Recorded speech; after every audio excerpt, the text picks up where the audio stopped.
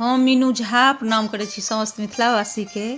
एकटा सोहर गाबऽ जा रहल छी, संग दऽ रहल अछि श्रीमती ललिता झा। नीक लागत लाइक शेयर जरूर करब। धन्यवाद। जय मिथिला, जय मैथिली।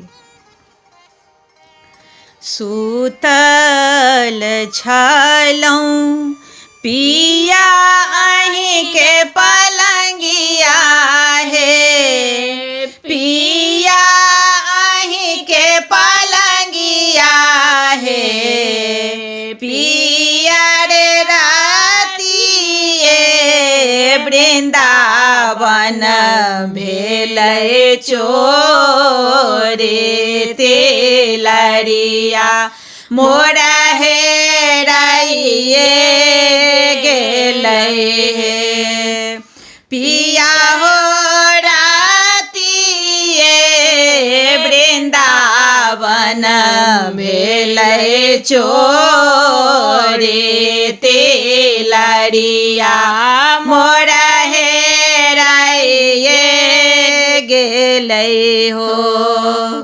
सुतल छलहुँ धाने अहीं के पलंग पर हे, धाने अहीं के पलंग पर हे, धाने हे रातिए पलंग पर भेलै चोरे बाँसुरिया मोर हेराइए गेलै हे, धाने हे रातिए पलंग पर भेलै चोरे बाँसुरिया मोर हेराइए गेलै हे।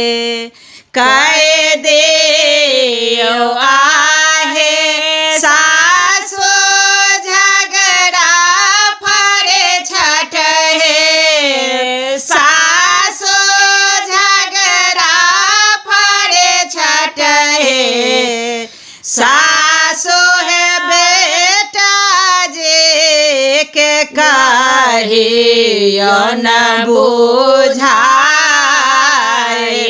तेलरिया मोर दाए देथिन हे, सासो है बेटा जे के कहियो न बुझाए, तेलरिया मोर दाए देथिन हे। दाए दियौ आहे बेटा पितरे तेलरिया हे, बेटा हे पितरे तेलरिया हे, बेटा हे तेलरेन भेटै वृंदावन तेलरिया 350 के हे, बेटा हे तिलरेन भेटै वृंदावन तेलरिया 350 के हे।